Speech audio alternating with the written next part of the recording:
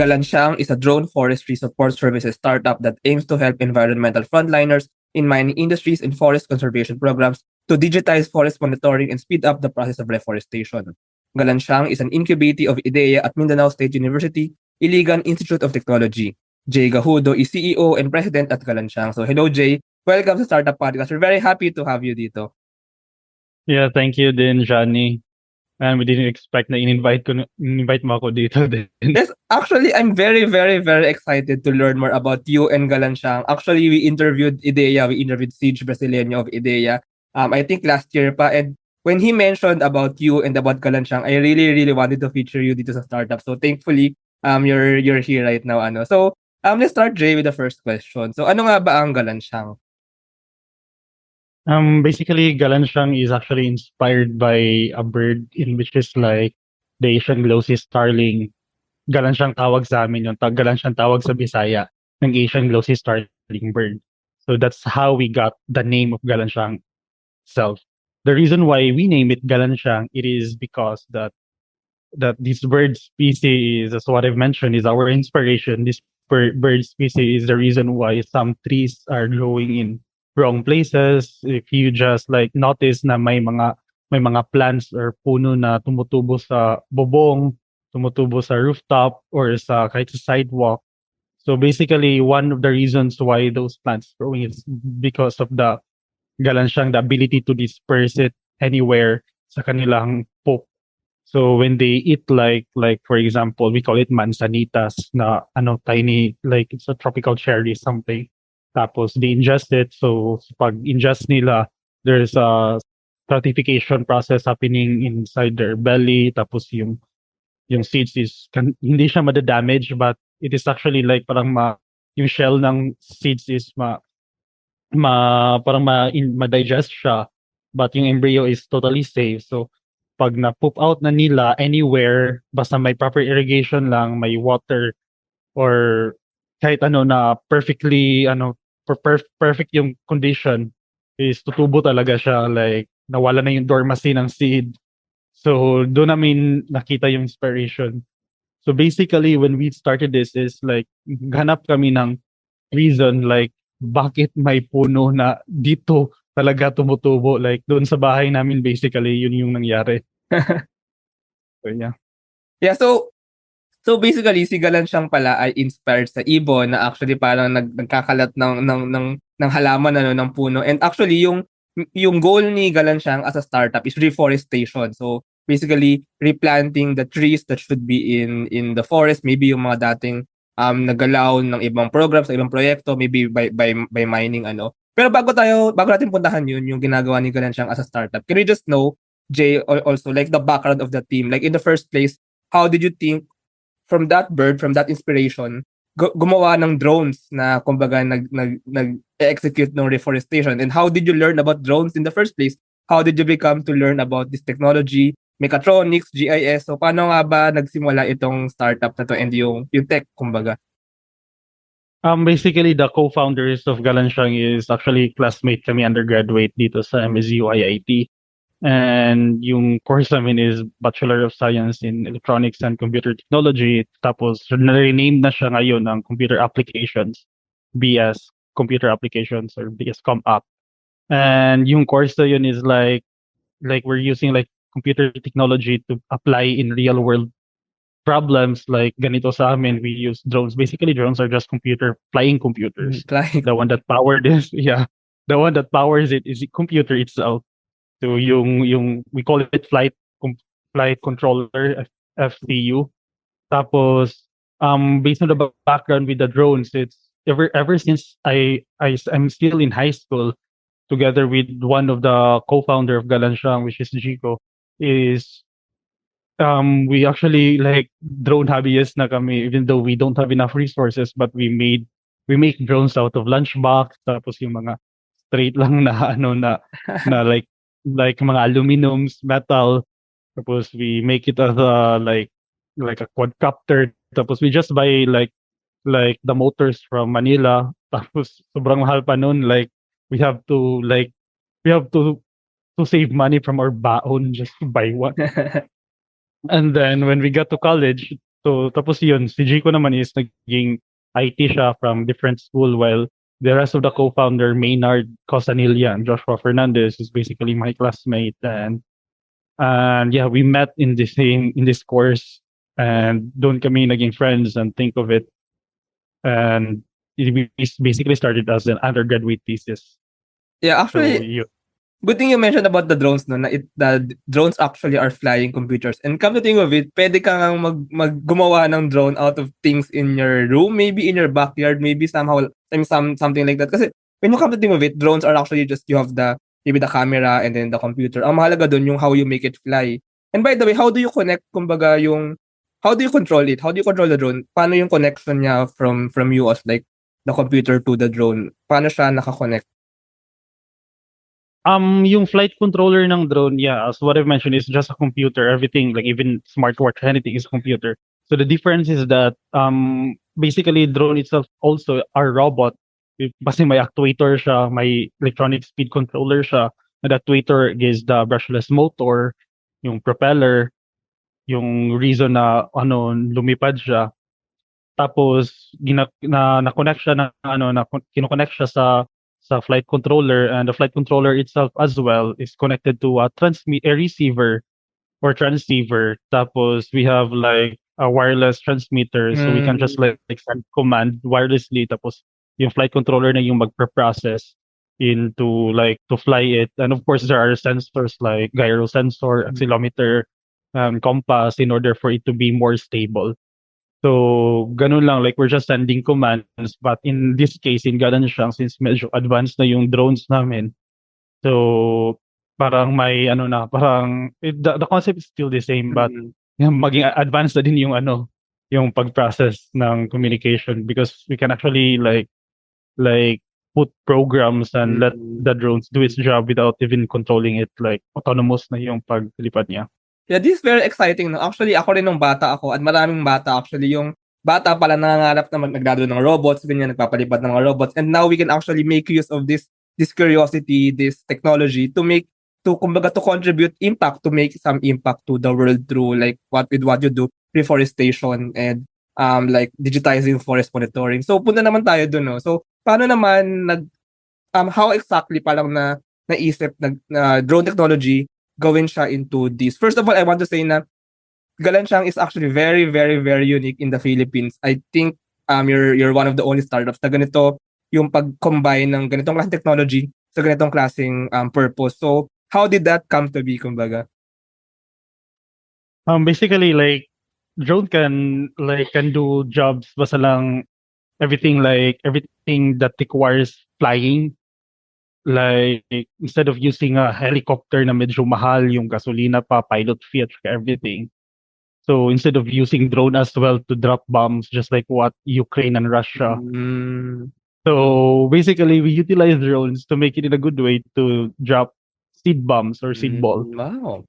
So like we have that kind of idea, but the most challenging thing is that we keep yung incubatee even before incubatee kami ng IDEYA when we pitch this to other, not just pitching, like just share this before pa kami naging startup, before pa yung SEC registration, like 3 years before SEC registration, I've already talked to people, like even talked to like people in the industry, and the people in the industry is actually like curious on how these things would work.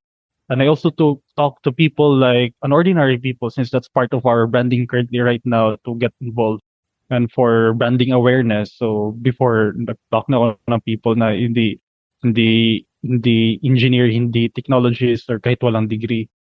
And the most challenging part is like how can we earn money from tree planting? Kasi wala daw siyang pera, parang ganun. So we're actually thinking paano kaya to? Like, how? I mean, we need money to sustain, we need money to upgrade that tech, like parang ganun. So that's one of the most challenging part. And the second question is tutubo ba yung mga puno? I mean, that can be answered easily because kahit pa kumakain ka ng mangga dito tapos tinatapon mo lang yung buto sa labas, it will just grow over time. So wala yung problem. But the most challenging that requires professional skill is how can we like create a business model of using a drone for planting trees. Like we need to be more financially sustainable. We're not charity here. So we can ask donations and like tapos gawin natin tong projects like that because we also have to engage with other clients, parang ganun. So that's actually one of the biggest challenge namin Yeah, sa that ano. that's actually a very interesting thing. I mean, first of all, I have to commend na you're using technology for good. This is one of the examples where you're using drone technology. It's true actually.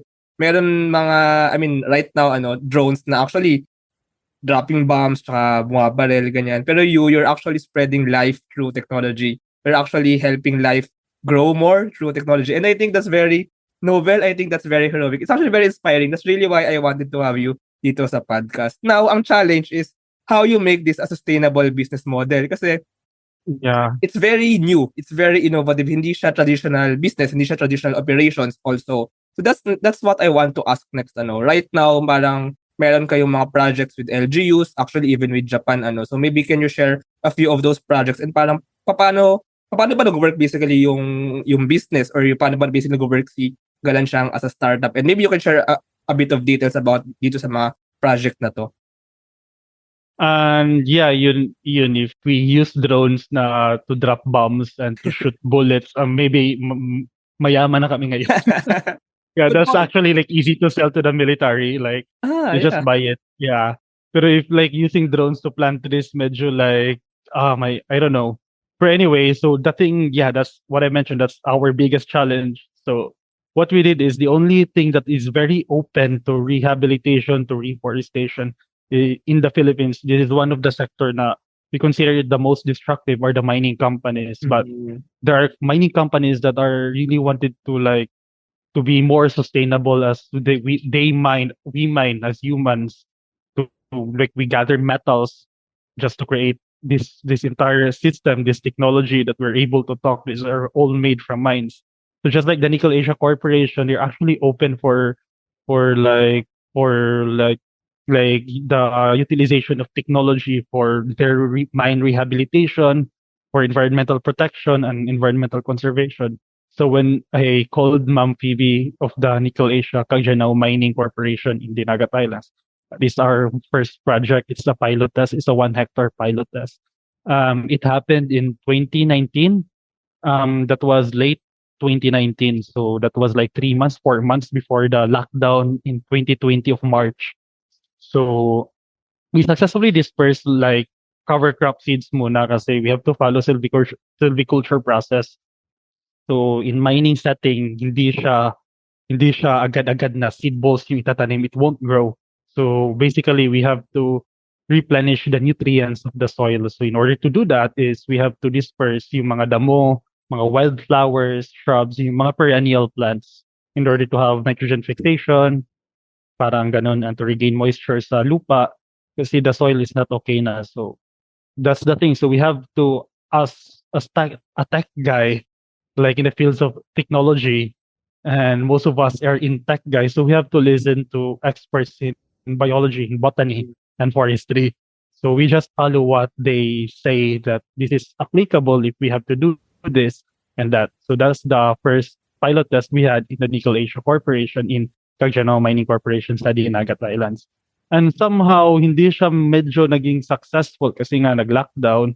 And supposedly may expired siya by 2021, 2020 nag-lockdown, tapos 2021 lockdown pa rin. It's 2 years long lockdown. Tapos island siya, so the LGU there also protect their people from the virus, so they are not allowing visitors from the mainland Mindanao or kahit saan outside sa island. So yun yung nangyari. So what we did before the lockdown is we successfully, as what I mentioned earlier, na disperse the cover crop seeds. And after naman the lockdown is the DOST Bukidnon called us that we're actually interested in utilizing the drones for rehabilitation, for reforestation. They have sites in Pangantukan, Bukidnon, in Mount Kalatungan Natural Range na it was on fire, kaingin siya nga ang case. Iba siya sa mining eh. So in kaingin case, it's different approach naman. So there's no dispersal of cover crops or yung mga perennial plants or mga damo-damo kasi may damo na siya. And there is already enough nutrients and NPK in the soil. So yun yung case ng yung Kaing Insight. So in the UST COLDA, so we have a local government project of Pangantukan na basically yung final phase will start this May kasi mataas yung process. So we have to do site assessment, we have to collect samples, and then especially dun sa seed na seed assessment. So we have to like gather all the seeds and all the samples of the seeds and give it to the Central Mindanao University. Kasi CCMU yung university dito sa Mindanao that specializes on plants and forests. Sila yung like top notch doon kasi field nila yun. So in Sibrem, in Center of Biodiversity Research and Extension in Mindanao, that's under CMU. And then with Dr. Fulgent Cortico, he's the one handling the research of the seed. So like we have to determine kung when siya or yung period of germination niya.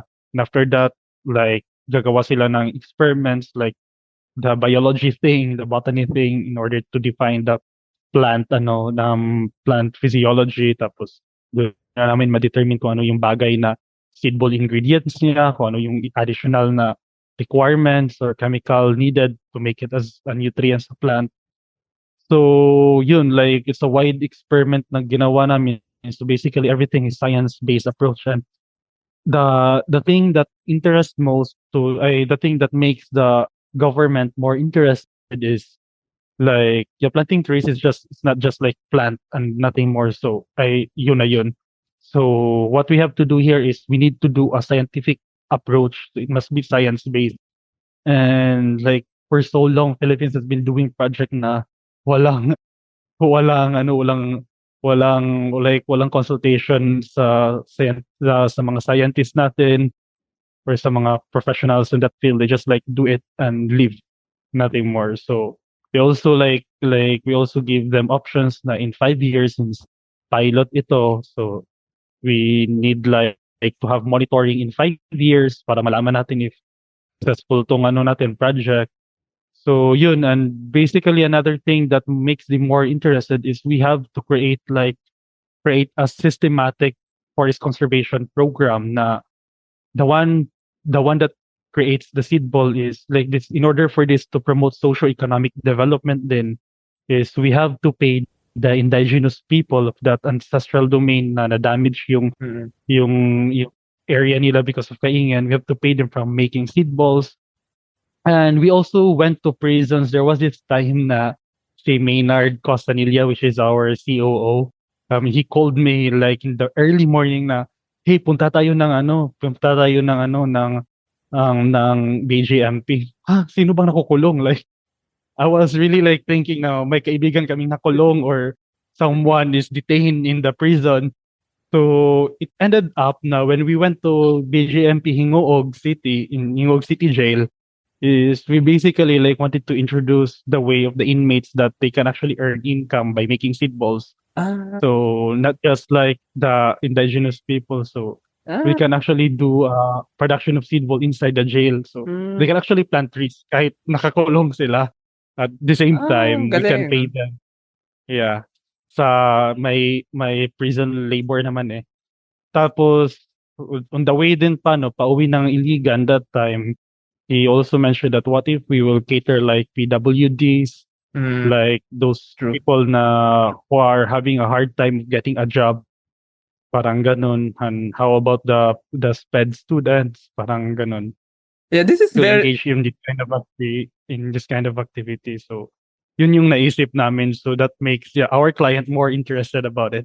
Yeah, this is very interesting kasi starting with drone technology, parang nag-open up yung gates kumbaga to bring a more holistic approach sa reforestation, forest conservation programs, kumbaga yung pagbabalik ng mga puno sa mga maybe na damage or mga previously na naapektuhan na lupa. Kasi when you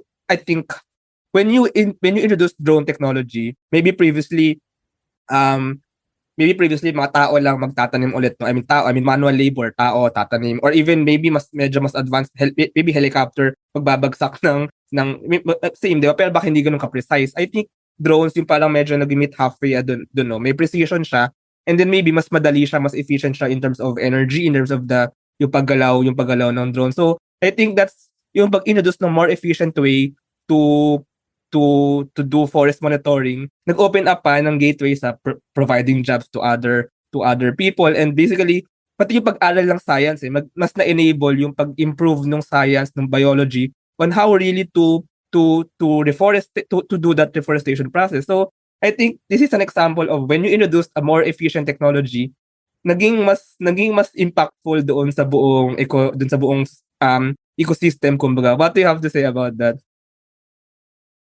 Yeah, yun yung ano, as what I mentioned na, yun yung biggest challenge namin to convince someone about something that we have to be more like, our approach must be more holistic and impactful. That's why nagawa namin na, okay, we have to do this. So scattered everything. So basically, we're not like killing tree planter jobs na yun yung Yes, binayaran ng exactly. mga gobyerno at saka ng mga corporates to plant trees. Papunta mo doon, we basically empower them. So instead of them going to the mountains, to the area na bringing a lot of saplings na each arm they can carry around 4 to 5. So mga around 8 saplings yung per person. So there are actually many and they have to travel like mga around, depende sa layo ng site. So it can be yung pinaka-maximum is whole day travel on the forest patch, by the forested patch. So why not like use drones? So like dito lang kayo sa baba in a shady portion, hindi kayo mainit at hindi pa kayo you're not getting tired of climbing. So yun, like just make kibbles and we just like do it planting trees. So it's the same fee naman eh. We have to follow the DOLE minimum wage kung saan region kayo. So yun yung So yun yung na-open namin, like we can actually like promote socio-economic development Yeah. by just like planting trees. So this is not like when we think of robotics and automation, depende na yun kung ano yung, like for example, if a company don't really want to hire people or just like to kill jobs, so that's theirs. Pero there is actually a glory in automation. Yeah. Same thing like using AI to help you to your work or using AI to fire you to your work. Yeah, So actually, parang ganun. true. Actually, Yeah. super agree, no? I mean, somehow nga din, nag-open up ito, like, for mining companies to be more responsible. Kasi, maybe dati, hindi natutupad yung reforestation, ganyan. Kasi, mahirap, I mean, walang easy technology to do that process. Pero, pag may ganitong available technology, mas ma-motivate din yung mga mining companies to do that part. Kasi, it should be a sustainable cycle, di ba? Like, you do something with the land, you restore that land. So, ngayon, kung may ganitong technology, mas madali nang gawin yung buong cycle. So, it's a very holistic and sustainable socio-economic development, I must say. That's what you're bringing. So, yeah, I really like what you're doing, going back lang sa Galansiyang as an incubatee ni iDEYA. I'm really curious pa dun sa parang business aspect. I mean, first of all, when you went to iDEYA, parang paano ba exactly nagbago si Galansiyang? Maybe how did the drone technology become like a business model? And right now, meron ba kayong na-explore pa na possible other business models? Parang how do you plan Galansiyang lang like to be a business really in the long run? Parang ganun. Yeah, yung sabi ko nga kanina na it was actually our undergraduate thesis ni Joshua at ni Maynard, which is my classmate. Yeah, when we got this and passed in thesis, tapos we decided na it's actually not us who decided. Yung former dean ng College of Computer Studies, si Professor Ernesto Impig, he's the one who told us na maybe we can just like join to iDEYA, like inintroduce kami sa iDEYA, and it was Sir Dave De Rosario, yung Yeah. director before. Yeah. And then when we got here in iDEYA, tapos yung kabatch namin sa Mindanao Startup Challenge are professionals and we are just fresh grads. And aside from that, we are tech people, like we are technical people, like we don't know about business, we don't know about business model. What we know is coding, what we know is like making a circuit, like VIR or those formula and those maths. We know that thing, but the math of business, the math of everything, the business, wala kami idea noon. Like yan yung biggest challenge namin. Tapos we are so proud about the way we pitch our technology, and everything is in technology. Before yung pitch deck namin is puno ng sensors. Like we have this kind of sensors and everything. Tapos walang Walang financial model, Mm. walang ano, kasi nga business people kami. So what IDEYA did is they exposed us to the world of business. They exposed us in Manila.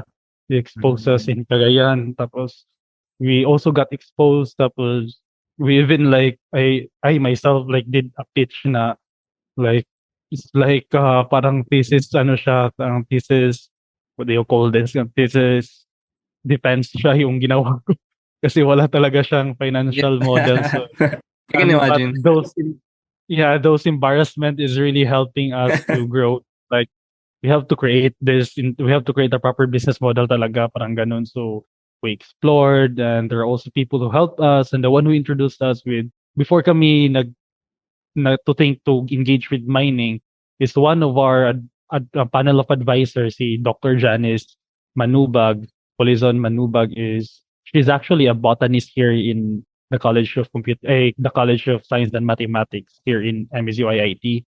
And yeah, he's one of our panel of advisors. Tapos Sir Dave set a meeting with the three of us, with Galansiyang, Dr. Janice, and Sir Dave itself. Tapos we decided on how can we get like to be more financially sustainable, how can we look for funds, Mm. how can we look for clients. Kasi nga like when you think of tree planting, I mean, in that age is mahirap talaga siya. Like isipin kung saan kami kukuha ng client. So and then she told us na no, mining companies can actually pay you big Yeah. with this. Mm. Kasi requirement siya by law. Yeah. Tapos they also have their research with the minings. And so if we introduce new technology for mining, so maybe this is actually your pop-up. So Yes. yun yung time na tinawagan ko yung Gajudo Mining Corporation ng Nickel Asia sa Dinagat. And they're actually like, okay, we have to do this. So yun. And escalate na siya hanggang naging karating na kami ng Japan and Mm. have the 12 companies who will help us to improve or to automate reforestation here in the Philippines. And yeah, yun yung starting point. Basically, IDEA na me as a CEO is not all, nakalimutan ko na yung mga C++ or yung mga Python at saka ibang. So yeah. Yeah, pero it's true. I mean, this technology is really promising. I mean, I think it's even possible like to have all mining companies in the Philippines be your client somehow, ano, parang you really scale your capability to do reforestation through drones sa mga mining companies kasi they really need it. I think they really need it, and Yeah. part ayun ng responsibilidad din ng mga mining companies, ano. So I think it's really promising, and I hope nga na lumaki pa and mag-scale pa ang magawa ni Galansiyang. So speaking of that, ano nga ba ang inyong parang future plans or maybe vision? Do you really want to maybe like really share the drone technology to all mining programs, projects in the Philippines, sa lahat ng isla, lahat ng parte ng Philippines and even abroad? So ano bang ang future maybe for Galansiyang as a startup? Yeah, in connection with the previous question then, and going to this question is, in business model, may tatlong business model kami for the government, for the special project na division at saka the mining division. So like for the special project, that was like for the company na gusto mag carbon offset, parang ganun. So we can like plant trees for them to sequester their carbon para ma-cope up nila yung emissions nila. At saka yung another model is the government project, can be the ENGP or the local government na projects, and the mining division as well, of course, the mining. So yeah, like we love to expand. Like there's a reason na we have to hustle hard. Like like we have to go to Japan para we need those technologies that they have para gamitin dito. So it's not just drone itself anymore, because one of our company partner, which is the Kobashi Robotics in Japan, is actually like helping us to improve our drone technology. Tapos they are also making a rover, like a rover talaga na like we can just like put saplings, not just a seed ball na like just saplings talaga. Land So like Rover? I mean, yeah, Land Rover. yeah. Like para Interesting. siyang truck na ritual, so like mag-automate lang siya magplant ng trees. If it needs space density, like if they wanted to make it a permaculture forest na durian tapos tabi yung mga native trees, parang ganun. So that thing, yeah, with the tech that Japan can provide to us, we can actually like plan to move to like we have to start our pilot in Mindanao, of course. And dito yung mining capital sa entire Philippines, which is the Caraga region. And then moving up to Visayas, then Luzon. Then after that, the neighboring countries that has a severe issues with deforestation, which is Indonesia, and then moving up to Vietnam, and then Malaysia, and then the entire Southeast Asia, and hopefully the world Yeah. if papala rin. Yeah. Pero Pero this is actually a pero very yun, good ano, this is a very good story actually na as a startup in Mindanao, you started in MSU-IIT ano. The problem that you're tackling, totoo kasi na medyo maraming mining projects now in this generation sa Mindanao. So, kaya din baka yan yung parang how you use, kumbaga, you have drone technology, then diyan kayo napunta sa problema ngayon. Kasi yan talaga yung problema na talaga problema diyan sa Mindanao. Ano. Pero, yeah, maybe eventually you can scale, you can move, you can expand. And also expansion in terms of the technology. That's really amazing na you started with drones, pero it's true na hindi lang naman drones, hindi lang naman nagtatapos sa drones ang pag-evolve ng teknolohiya sa reforestation. Maybe yun nga, no? Land, some other land mechanisms, land automation. And maybe in the future, baka in agriculture, not just in, like in forestry, ano, baka in agriculture, meron ding mga advancements na magawa.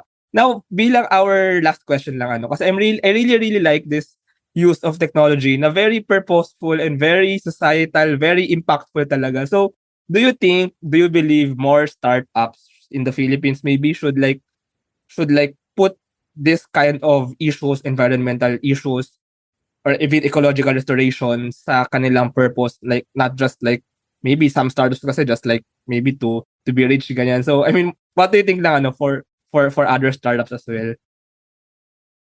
meron namang ibang startups na dealing with ecotech. Even agritech is considered like envitech startup. Kasi one of the main costs of deforestation and one of the largest carbon emitter is the agriculture sector. Like clearing forest land to give way for rice field or cornfield or kahit anong agricultural plants na itatanim and to expand our food supply. So like agritech startups like what do you call this? Like aquaculture or even like yung mga hydroponics at Yeah. saka ibang technology that they use in order for the agriculture sector to be empowered to reduce the land use and even not just reducing, like to maintain the land use and provide more supplies, provide more crops or harvest more is actually like eco-friendly na. So the thing is like it's not just like looking for forestry na we have to empower forestry as well. I mean, yes, we have to, but like dealing with like anything sustainable, like even in agriculture, not just in agriculture, like even in energy sector, like for example, SolX, they created this kind of technology to record the power that the company to the consumers is consuming, tapos doon nila malalaman yung ilang like sort of carbon or whatsoever. So it's the same thing, like it also falls in environment. So much better na like even if you're making a fintech startup, I mean there are actually a lot of ways to make it way more sustainable and giving it to the planet. And kasi yan yung future natin eh. Like we just can't deny like we can't like be rich and then like suffocated kasi wala ng oxygen. Parang ganun. So, yeah, so I'm encouraging anyone here who is listening na if you really wanted to like, you can actually like, not really wanted, but you can actually like earn money from out of planting trees or like empowering the agriculture sector or making new technologies to make the entire country be more sustainable. So yeah, yun lang yun yung ano. So basically there are lots of ways even like kahit anong startup ka pa, fintech or anything. So like yeah, give it away to Earth. Yeah, that's true. Actually, like we should not just be rich in the now. We should be rich even in the future generations. Kumbaga, that's the essence of sustainability. So Yeah. maraming salamat, Jay, for this conversation. If our listeners want to know more about you and about Galansiyang, maybe they want to know more, they want to partner up, maybe even, so how can they find more information? How can they connect with you? May website kami, tapos yung email ko naman yung na-link, galansiyang.com. Tapos much better sa kasi we are in the Philippine setting, tapos social media is actually the thing. So may Facebook page kami at saka doon kami active sa aming Facebook page. So yung spelling ng Galansiyang is Galansiyang. It's Yeah. pronounced Galansiyang. Yeah. I'll put those links below then. I'll put the Facebook page and the website. So maraming salamat, Jay, for this conversation. I really like what you're doing and more power sa Galansiyang. Salamat. Okay. Thank you din, Johnny. Thank you. Thank you very much to our 30 patrons. This episode is super powered by TechShake, Asia's most active Philippine-based startup ecosystem builder, creating bridges with investors, corporations, and governments. One CFO, the tech-enabled CFO, bookkeeping, and tax services for startups and SMEs. Pinoy IP Works, capture your startup's value proposition through patent and trademark protection. Pocketworks, the leading enabler and only Internet of Things social enterprise in the Philippines. Looking for buy and sell online with Sigurado sellers. NutriCoach, the all-in-one productivity tool for dietitians and nutritionists. Benjoy's Food Products, the home of premium bacon ends, tapa, and tocino. And D-Buzz, microblogging app powered by the Hive blockchain promoting freedom of speech and content ownership. This episode is powered by AltSwitch, ePlayment, Twala, and Hive Energy PH. AskLex PH Academy is our official e-learning partner. Get certifications on Lean Six Sigma, project management, data science, and many more. Support the podcast through the links in the description.